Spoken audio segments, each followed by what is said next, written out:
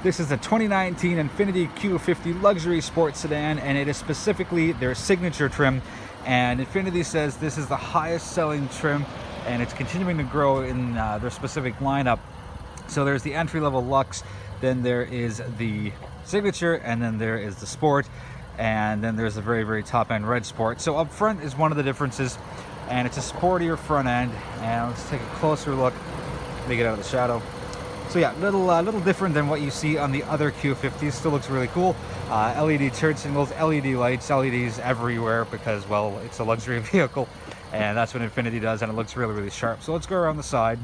19-inch wheels come with the Signature Edition. You get the rear deck lid spoiler as well, so it kind of gives a good look. That's a nice look there. It's very subtle, and I like that about luxury cars. Specifically Infinitis, they're very, very solid when they add things onto it. Thank goodness for orange rear turn signals. I know the Infinitis had red ones for the longest time, but full marks for getting on the orange train because it's just safer and easier to see. Dual tailpipes, and there is your little Signature badging right there as well.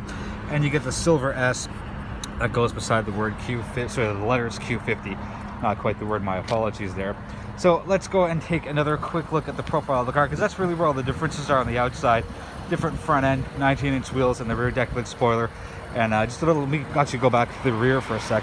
A little sportier look. See if we can get it here. Get out of the light. Yeah, there we go. So a little bit of a difference there as well.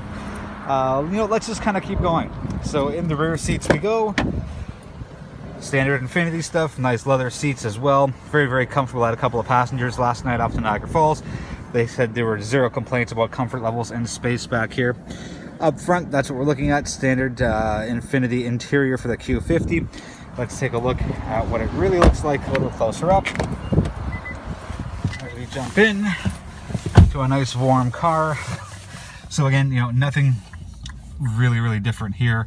As far as the dashboard goes, everything's here. Everything's easy to read, easy to pull from. You get your dual screens, as again is par for the course for Infiniti. Touchscreen, very, very nice. The gear shift for me, it's a little high because I know it feels like it could have been knocked off by a couple inches. Just kind of intrudes for me a little bit. So if I'm driving, got my hand on the wheel and I want to do this, that's fine.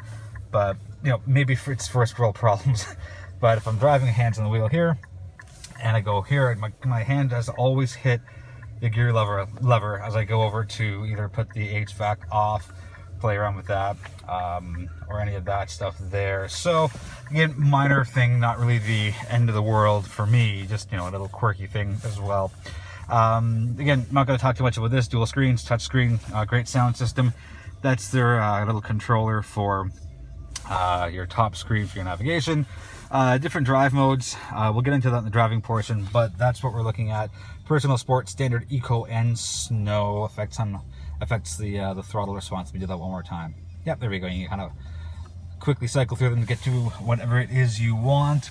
What else can we talk about while we're quickly here? Oh, there's thigh extenders, which is what they're pushing as well. Can you see that through my jacket?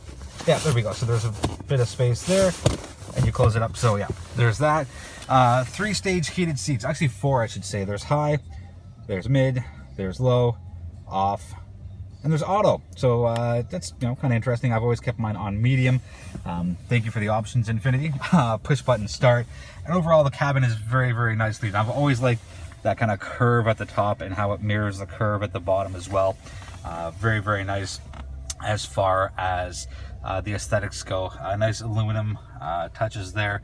Leather sports seat, great side bolsters, and I like that they have the thigh extender as well. Very, very nice. There is a regular sunroof, no panoramic, but you know what? No big deal. Some people don't even use their sunroofs, and that's up to them to use or not. I've always liked sunroofs. It just lets so much light into the cabin, really opens things up as well. Automatic windows all around. More of that nice aluminum trim right there. All right, let's wrap this part up, and we'll be right back with the driving portion. We'll get into horsepower and handling and feel and all the stuff that happens when we look at the driving portion of the 2019 Q50 Signature Edition. A quick thing to note, there is power side bolsters, so kind of that little feeling of giving you a hug. You just push that, and I know you can't really see it too well here, but they are definitely moving, and then you let it go, and you get the little whoosh of the air going out. Anyways, didn't want to miss out on that. Another cool feature of the 2019 Infiniti Q50 Signature Edition. Again, that power side bolster is right there. Back with the 2019 Infiniti Q50 Signature trim. Once again, Infiniti said this is the fastest growing option in the Q50 family. So good on them for creating something that's a little new and exciting. It's kind of like the A-Spec from Acura. No performance changes, but more aesthetic changes to help it stand out. So under the hood, again, with every other Infiniti, the Lux as well as the Sport, it's your 3.0 V6, 300 horse, 295 pound-feet of torque. Before we get going, I don't want to read and drive. So there is standard forward emergency braking, standard forward collision warning as well. There is no blind spot monitoring that comes standard, and none of the other active safety features. Those are paid extras. Anyways, as far as the car itself goes, it drives just like the other Q50s, because it's got the same horsepower, pretty much the same mechanics beneath the hood, and I've really liked driving it. I've always liked the way the Q50 has driven since it came out. When did this come out? I think 2013 is when they flipped over from the G series to the Q series. Anyways, it's been a great week. I've done 682 kilometers, so I've done a lot of city driving. And so today is Sunday, I believe it's the 9th of December. So yesterday was at Niagara Falls with some friends, and I did the drive there and back, stopped off at a couple of wineries and Laura's parents' place. So again, a lot of highway driving.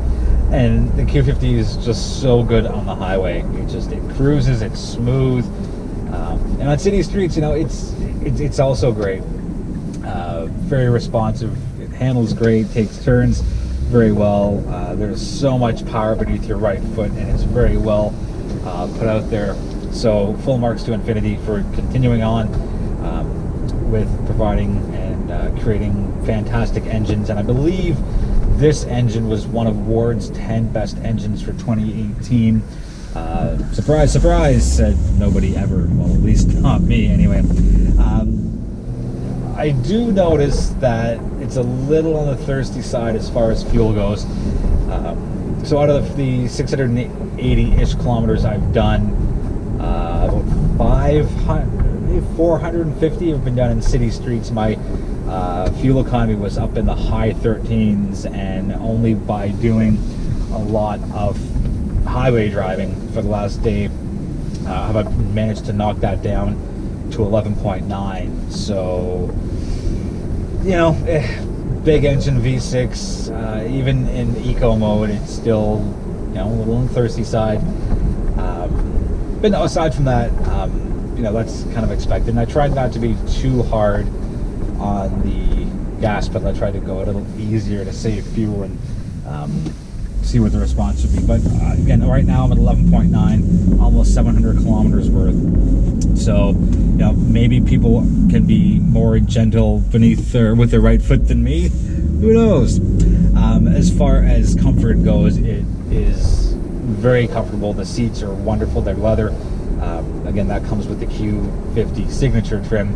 And I think overall, the only bump up cost-wise from the entry-level Lux to this is $1,000. So you're getting bigger wheels, sportier front end, sportier rear, and you're getting the rear deck lid spoiler. You're getting the nice aluminum trim on the inside as well, and the signature badging. Again, all for $1,000, and leather seats. So it's pretty good value, and I can see exactly why Infiniti is selling a lot of these, because it's a very minimal bump up in price as far as the features and value that you get in return. Again, just jumping back into the actual drive portion itself. it's responsive, it's really strong and capable around corners, getting up to highway speeds, no problems at all. I guess maybe another small gripe is there's a cold weather warning that pops up right there, and there's, at least I haven't found in my 7 days with the car, I haven't found a way to shut it off. Right, it shows up, I've got to push the button to knock it off, and then that's it.